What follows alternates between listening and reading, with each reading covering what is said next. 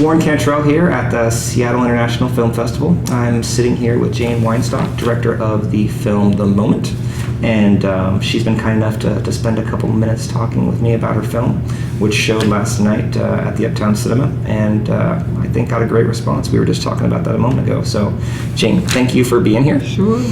I was just going to ask you a few questions about the film, starting with the fact that I saw that you co-wrote the script of The Moment with Gloria Norris. What was the inspiration for you two? Where'd the story come from? Well, we started actually with a 20th century novel that was about two women in love with the same man, and it just kind of evolved from there, but it came a long way in the process. I see. Okay. Was it something that kind of came about? I mean, did you have most of the script formed once you had started shooting? I mean, was it all pretty much put in place, or did you sort of discover the moments as you went on, as far as some of the finer nuances of the character development and things like that?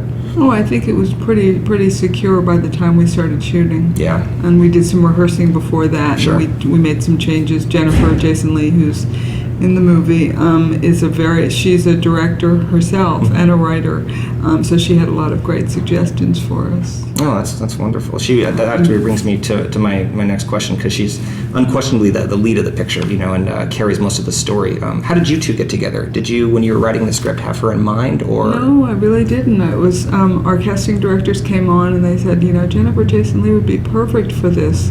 And I thought, oh yeah, she would be. And her manager thought it would be great for her, so he passed it on to her, and the rest is history. Yeah.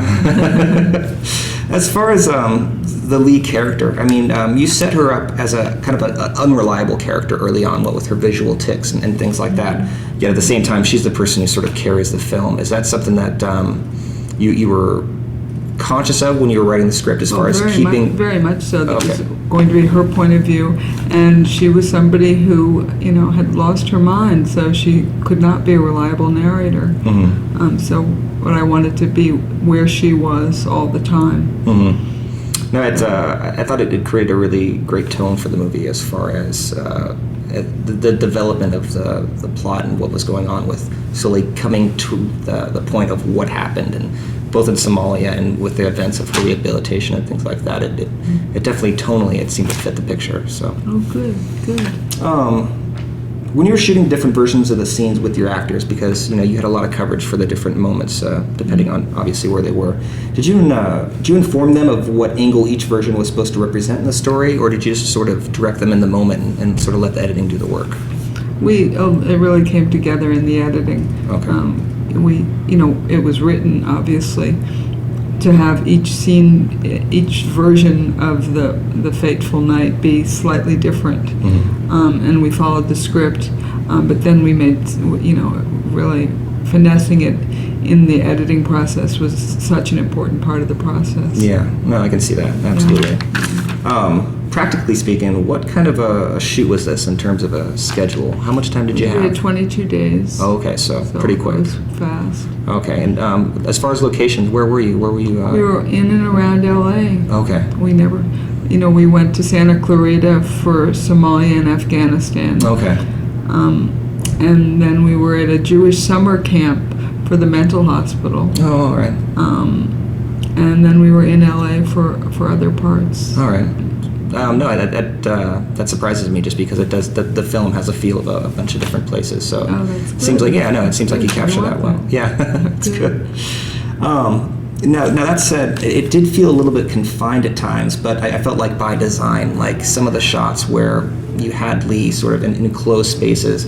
Was that sort of meant to sort of represent her state of mind, or where she was emotionally? Because, like I said, it did feel very much by design that your shots where they came kind of out of focus at times, or where they were very close. Was that claustrophobic? Okay. Yeah, we wanted to just be in her head rather than giving an objective view of the world that she's living in. Sure.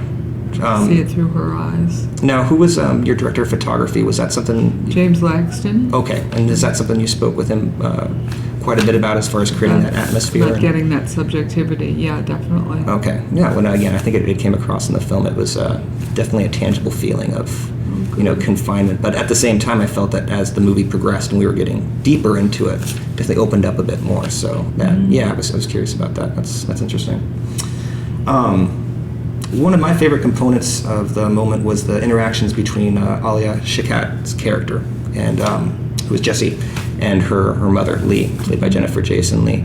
Was that pretty much all on the page, or was there any improv as far as their interactions in the film? No, it was all on the page. Okay. We followed that closely. I mean, I can think of at least one scene that was cut out of the movie because we needed to tighten it up a little bit, but one scene between them, but it was all scripted. Okay, it had a real organic feel. I thought They that were was great together. Yeah. Yeah.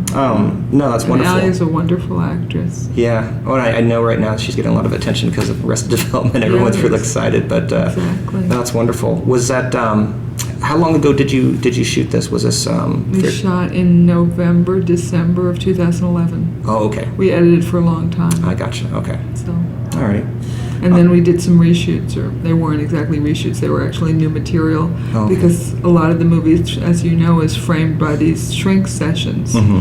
And we wanted more shrink sessions, so we did several additional ones and shot a little bit of other footage. We had 2 days for reshoots. I see. What's next for you in the film? Do you have any plans to take it to any other festivals, or do you have any? Well, we've applied to a bunch of other festivals, so we're hoping to go to other festivals. We started out at Tribeca, so this is only the second time it's ever been shown. Oh, okay, I see. And did you have a good experience up in New York? Was that? Yeah, it was great. It was great. I lived in New York a lot of my life, so it was great to have old friends and new friends be there, and the New York audience seemed to really get it. So that's wonderful. Great.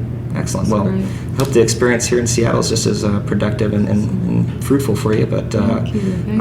I appreciate you spending a little bit of time to talk with your film about the different aspects of the character and how it opened up in the plot. Like I said, I thought it was fascinating. So good. Again, appreciate it. But good luck with the film. And thank you. Thank you so much. Absolutely. But yeah, we hope to see you again. Okay. All right. Thank you. I hope so too. Thanks.